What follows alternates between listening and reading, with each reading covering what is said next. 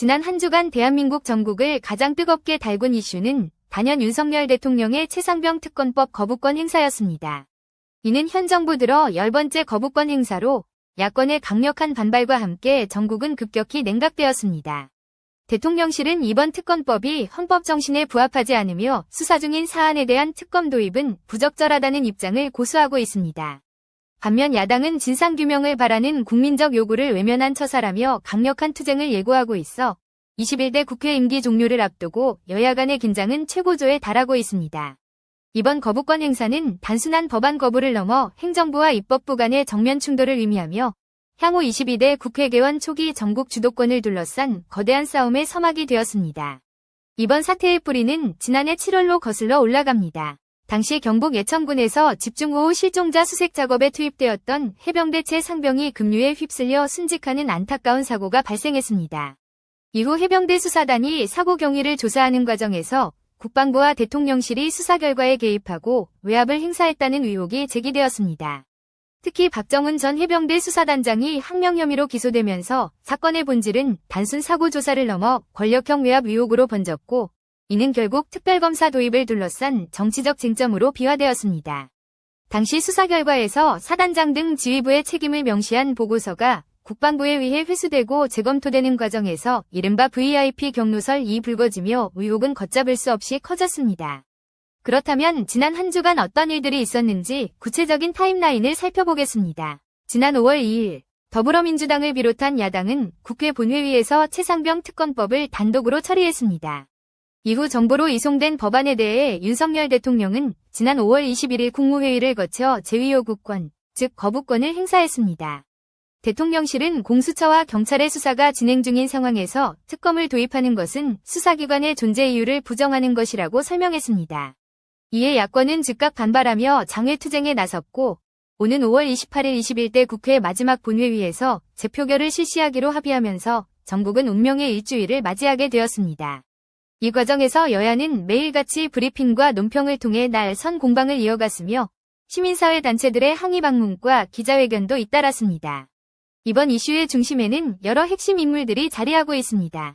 먼저 윤석열 대통령은 헌법적 권한인 거부권을 통해 특검의 정당성을 부정하며 법치주의 원칙을 강조하고 있습니다. 이종섭 전 국방부 장관은 수사 외압 의혹의 핵심 인물로 지목되어 공수처의 수사를 받고 있으며 그의 호주 대사 임명과 사퇴 과정은 논란을 더욱 부추겼습니다. 반면 박정훈 대령은 군의 독립적인 수사를 강조하며 외압의 실체를 증언하고 있는 인물로 많은 국민의 지지를 받고 있습니다. 정치권에서는 이재명 민주당 대표와 조국 조국혁신당 대표가 특검 통과를 위한 야권 연대를 주도하고 있으며 여당인 국민의힘은 추경호 원내대표를 중심으로 단일 대오를 형성해 재표결 저지에 주력하고 있습니다. 이처럼 각 이해관계자들의 입장이 첨예하게 대립하면서 사건은 복잡한 양상을 띠고 있습니다. 갈등의 핵심은 특검 도입의 시기와 방식, 그리고 헌법적 정당성에 있습니다.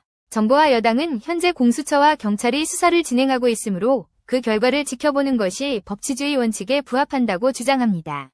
또한 야당이 특검 후보 추천권을 독점하는 것은 사법부의 중립성을 해치는 위헌적 요소라고 지적하며 과거 여야 합의 없이 특검이 도입된 전례가 없다는 점을 강조합니다.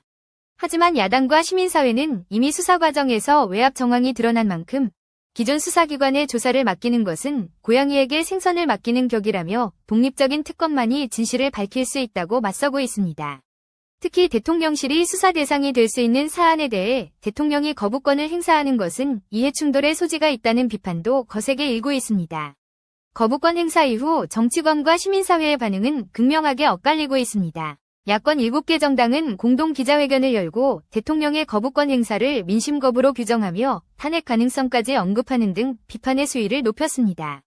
지난 주말에는 서울역 광장 등 도심 곳곳에서 수만 명의 시민이 모여 특검 수용을 촉구하는 대규모 집회가 열렸으며 이는 현 정부에 대한 심판 여론으로 확산되는 분위기입니다. 반면 국민의힘 내부에서는 거부권 행사가 불가피했다는 기류가 강하지만 낙선자나 일부 수도권 의원들을 중심으로 민심 위반을 우려하는 목소리도 조심스럽게 나오고 있습니다. 여론조사 결과에서도 특검 찬성 여론이 60%를 상회하는 것으로 나타나면서 여권이 느끼는 정치적 압박은 그 어느 때보다 무거운 상황입니다. 이제 모든 시선은 오는 28일 열릴 21대 국회 마지막 본회의 재표결로 향하고 있습니다. 재의결을 위해서는 재적위원 과반 출석에 출석위원 3분의 2 이상의 찬성이 필요합니다.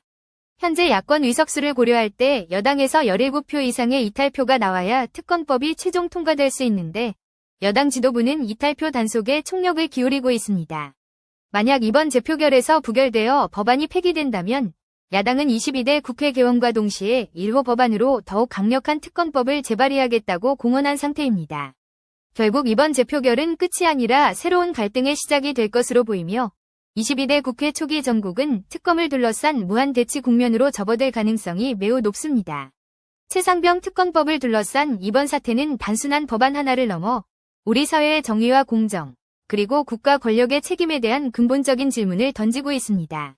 진실을 밝히라는 국민의 간절한 목소리와 헌법적 절차를 강조하는 정부의 입장이 팽팽하게 맞서면서 대한민국 정치는 거대한 시험대에 올랐습니다.